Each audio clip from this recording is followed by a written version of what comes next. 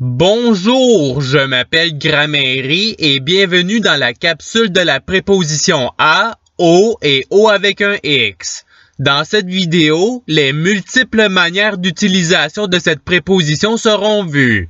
Avant tout, il est important de rappeler que la forme de la préposition varie en fonction de la présence du déterminant qui le suit.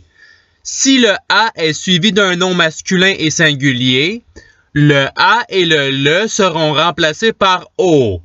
Le a suivi de la ou de l' reste tel quel. Pour a suivi de les, a et les seront remplacés par o avec un x. Il est à noter qu'il peut aussi varier en fonction d'un mot ou d'un groupe de mots qui le suit. Ces scénarios seront vus dans les catégories à venir. Le rappel étant fait, voici les 17 catégories qui seront explorées. Il y a des catégories où la préposition suivra un verbe, des catégories où elle suivra un adjectif, et finalement, des catégories où la préposition suivra un nom. Cela étant dit, passons à la première catégorie. Cette catégorie est l'appartenance. La préposition peut désigner une personne, un pronom ou bien d'autres êtres vivants. Avec les personnes, elle est précédée du verbe être ou bien du verbe appartenir. Par exemple, il peut être dit que les jouets sont à mon frère ou bien que ce fil appartient à Marianne. Dans ces deux exemples, A désigne mon frère comme étant le propriétaire des jouets. Le A désigne Marianne comme étant la personne à qui appartient le fil. Le A qui peut devenir O peut désigner une personne faisant partie d'un groupe ou bien d'une profession comme dans la phrase « La matraque est au policier ». Finalement, le A peut désigner une personne directement comme dans la phrase « Ce stylo appartient à Tina ». Avec les pronoms, ils peuvent suivre un nom comme dans la phrase « Le bâton à moi a disparu ». Ils peuvent, comme avec les personnes, suivre le verbe être ou appartenir comme dans les phrases « Ce royaume est à elle et le pot appartient à eux ». Avec les autres êtres vivants, le a qui est souvent remplacé par o ou o avec un x suit le verbe être ou appartenir comme dans les phrases suivantes. La carcasse est au lion et le barrage appartient au castor. Voici à présent des exemples de mots qui peuvent suivre le A ou le O. Vous pouvez mettre la vidéo sur pause pour les regarder plus attentivement. Ceci est un tableau qui rassemble les trois sous-catégories. Vous pouvez mettre la vidéo sur pause pour les regarder plus attentivement. Passons à présent à la deuxième catégorie qui se divise en 7 parties. La première partie est l'emplacement. L'emplacement peut être des éléments dans ou sur lesquels un autre élément se trouve. Un exemple de cela est la phrase « L'avion se trouve au sol » où le sol est le lieu désigné par « au ».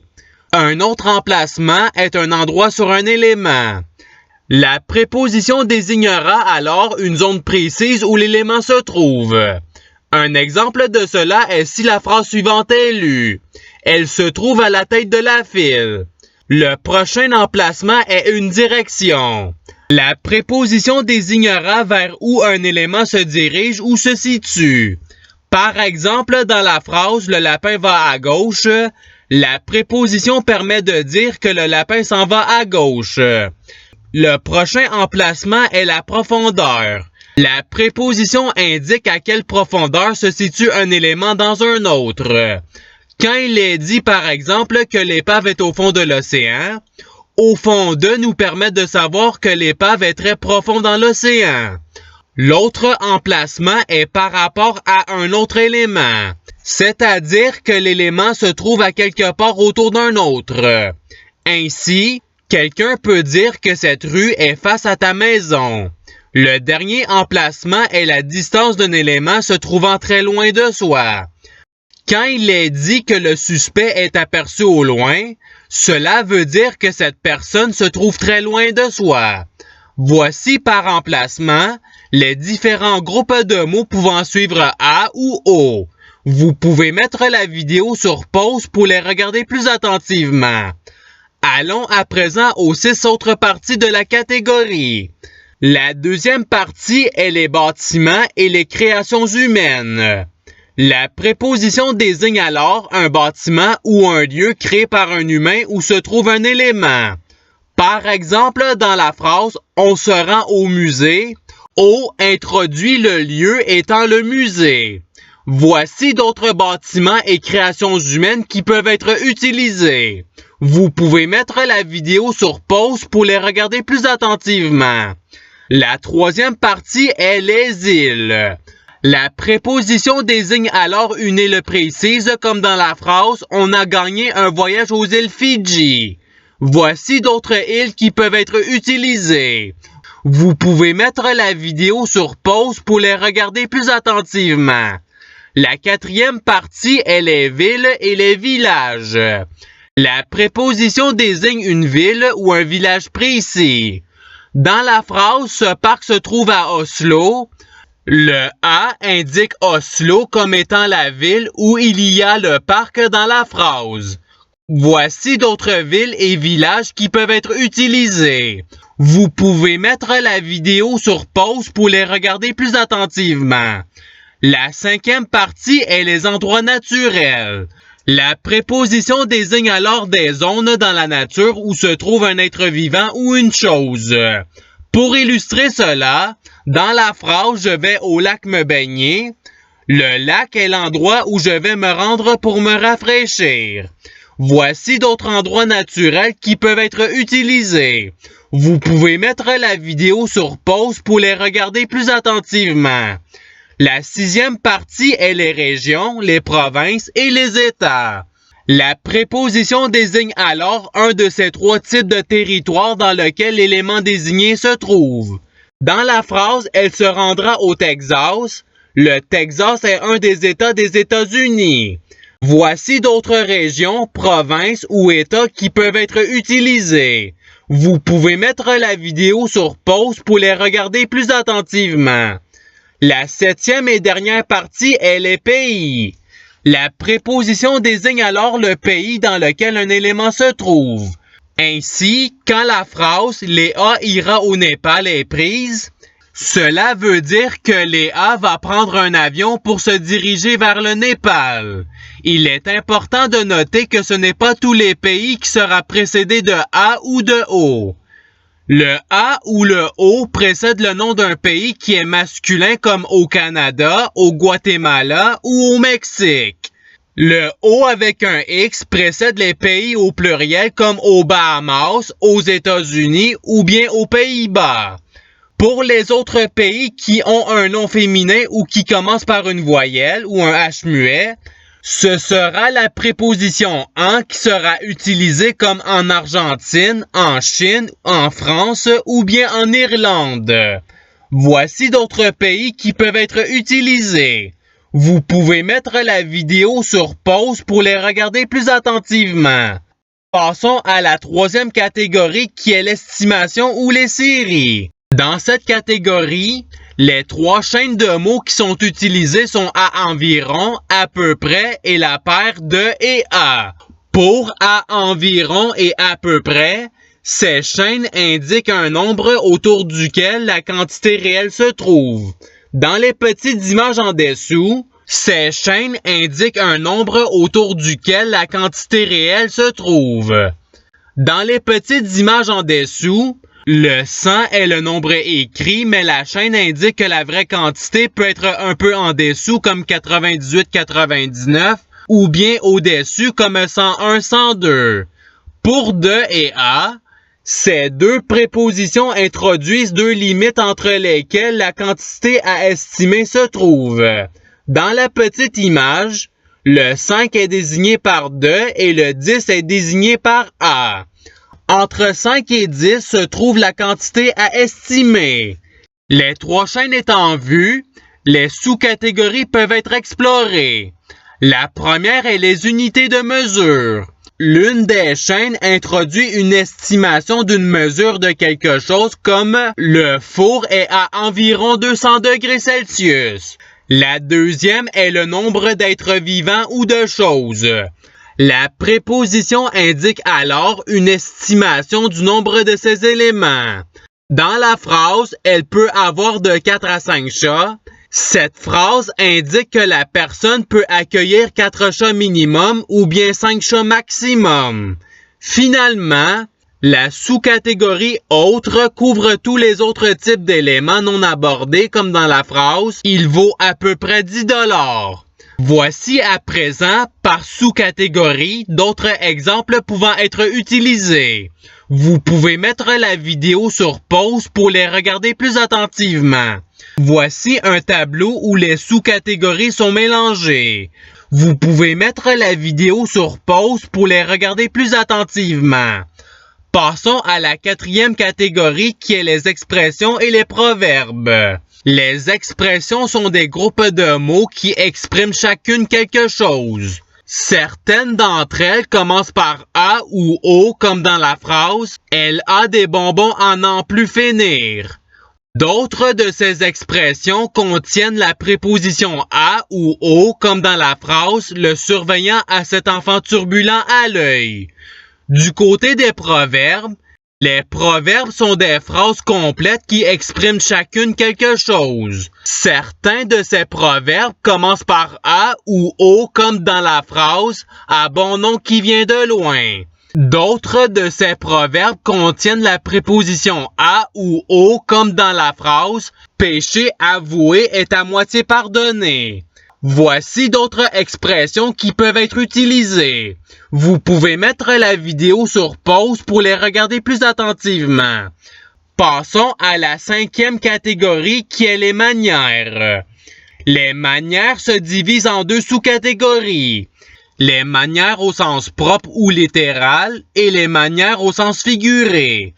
Avec les manières au sens propre ou littéral, la préposition indique directement la manière qu'une action est faite. Par exemple, dans la phrase « Le garde a fermé la porte à clé », indique que le garde a utilisé sa clé pour verrouiller la porte. Voici quelques exemples de manières au sens propre ou littéral. Avec les manières au sens figuré, elle indique indirectement, à l'aide d'une image ou d'un film mental, la manière qu'une action est faite. Dans la phrase « J'ai couru à tout rompre vers ma maison », à tout rompre indique que je cours intensément. Voici quelques exemples de manières au sens figuré. Maintenant, voici d'autres manières qui peuvent être utilisées. Vous pouvez mettre la vidéo sur pause pour les regarder plus attentivement. Passons à la 6e catégorie qui est les obligations ou les conséquences. Cette catégorie se divise en 2 sous-catégories, les actions physiques et les actions mentales ou sociales. La préposition introduit une action physique qu'un être vivant doit faire envers un élément. Par exemple, dans la phrase « Ce bain est à laver », l'action obligatoire est de laver le bain. L'obligation peut être désignée avec le verbe avoir suivi de a et d'un verbe à l'infinitif, ou bien avec le verbe être suivi de a et d'un verbe à l'infinitif. Voici quelques exemples d'actions physiques pouvant être obligées. Avec les actions mentales ou sociales, la préposition indique ces actions qu'un être vivant doit faire envers un élément. Un exemple de cela est avec la phrase « L'étudiante a un roman à lire ».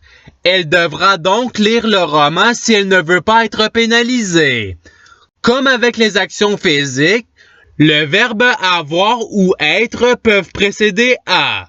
Voici quelques exemples d'actions mentales ou sociales pouvant être obligées. Maintenant, voici quelques exemples de phrases pouvant être utilisées. Vous pouvez mettre la vidéo sur pause pour les regarder plus attentivement. Passons à la 7e catégorie qui est la période ou le temps. Cette catégorie se divise en 4 sous-catégories, le jour, le mois, l'année et la période. Avec le jour, la préposition indique une période située dans une journée.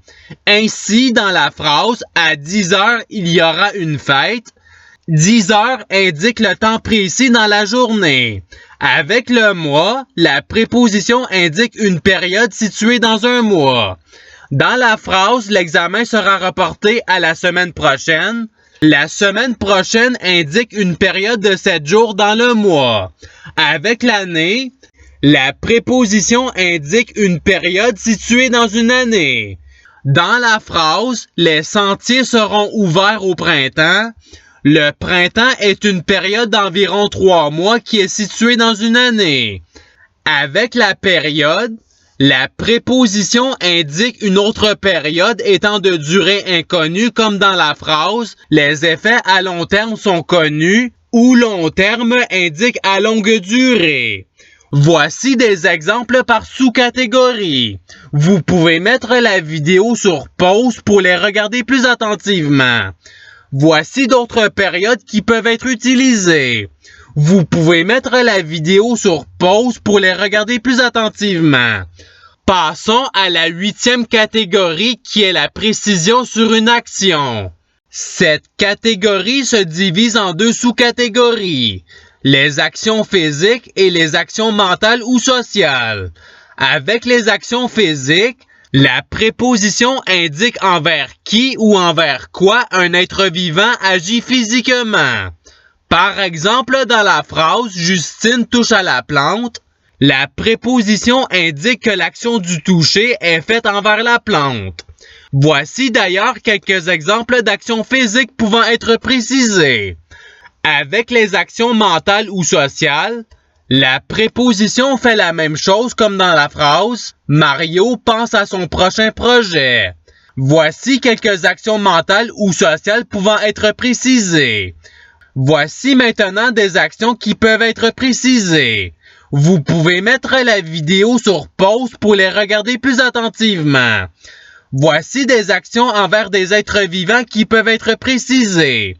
Vous pouvez mettre la vidéo sur pause pour les regarder plus attentivement. Passons à la 9e catégorie qui est les souhaits, les vœux ou les désirs. Pour indiquer les souhaits, les vœux ou les désirs, la préposition « à » doit être précédée du verbe « tenir » ou « aspirer » afin d'exprimer ce qu'une personne aimerait. Comme mentionné, le premier choix est le verbe « aspirer » suivi de « à » et d'un verbe à l'infinitif. La phrase « Nous aspirons à parfaire notre technique » est un exemple de ce choix. Le deuxième choix est le verbe « tenir » suivi de « à » et d'un verbe à l'infinitif. La phrase « Tu tiens à battre le nouveau record » est un exemple d'utilisation avec ce choix. Voici des exemples de verbes pouvant être utilisés avec ces 2 verbes. Maintenant, voici des phrases qui illustrent l'utilisation de la préposition. Vous pouvez mettre la vidéo sur pause pour les regarder plus attentivement. Passons à la 10e catégorie qui est le transport. Il y a 3 types de transport qui peuvent être mentionnés avec A ou O. Les capacités humaines, les animaux de transport ou bien les véhicules de transport. Avec les capacités humaines, la préposition indique la façon qu'une personne se rend à quelque part comme dans la phrase « Serge va à pied à la plage ». D'autres exemples de capacités humaines sont à la course, à la nage ou bien à pied. Avec les animaux de transport, la préposition indique l'animal qu'une personne chevauche afin de se rendre quelque part. Dans la phrase « Léane se rend à cheval là », A introduit la méthode de transport qui est à cheval. Voici quelques autres animaux qui peuvent être utilisés comme moyen de transport. Ils devront par contre être précédés de ado de ou bien ado d'. Avec les véhicules de transport, la préposition indique le véhicule qu'une personne chevauche afin de se rendre quelque part, comme dans la phrase « Il se promène à vélo » ou « a introduit le bicycle comme moyen de transport ». Les véhicules pouvant être utilisés se divisent en 2 catégories. Les véhicules sans moteur, comme les exemples ci présents, ou bien les véhicules avec moteur, comme les exemples ci présents. Voici un tableau qui reprend les moyens de transport pouvant être précédés de A ou de O. Vous pouvez mettre la vidéo sur pause pour les regarder plus attentivement. Passons à la 11e catégorie qui est la précision sur un jugement ou un fait. Le jugement peut être précisé à l'aide de la préposition. Elle indiquera alors un détail qui est ajouté le concernant. Dans la phrase, ce détail est dur à remarquer. A précise ce qui est dur à faire, comme ici remarqué. Voici quelques exemples de jugements précisés. Pour les faits, la préposition permet de les préciser également comme dans la phrase « Sa maison est adjacente à ton chalet ». Voici d'ailleurs quelques exemples de faits précisés. Voici d'autres jugements ou faits qui peuvent être utilisés. Vous pouvez mettre la vidéo sur pause pour les regarder plus attentivement. Passons à la 12e catégorie qui est l'action envers un élément. Cette catégorie se divise en deux sous-catégories. Les actions physiques et les actions mentales ou sociales. Avec les actions physiques, la préposition indique l'action qu'un être vivant prévoit faire envers un autre élément. Pour illustrer cela, dans la phrase « L'entrepreneur a une maison à construire », le « a » introduit l'action prévue de construire la maison. Comme il peut être remarqué, dans cette catégorie, le verbe à l'infinitif sera toujours précédé de la préposition « a ». Voici d'autres actions physiques pouvant être prévues. Avec les actions mentales ou sociales, la préposition indique également l'action qu'un être vivant prévoit faire envers un autre élément. En guise d'exemple, dans la phrase « Cet élève a un roman à lire pour jeudi », la lecture est l'action prévue par l'élève. Ces actions seront également toujours précédées de la préposition « à ». Voici d'autres actions mentales ou sociales pouvant être prévues. À présent, voici d'autres actions qui peuvent être prévues. Vous pouvez mettre la vidéo sur pause pour les regarder plus attentivement. Passons à la 13e catégorie qui est les caractéristiques. Dans cette catégorie, il y a 3 sous-catégories. Les parties du corps d'être vivant, les parties d'un objet et les ingrédients.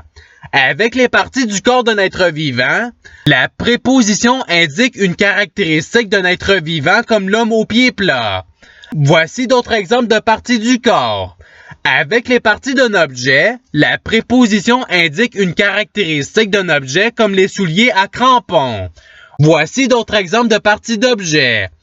Avec les ingrédients, la préposition indique un ingrédient qui compose un élément comme la crème glacée au chocolat.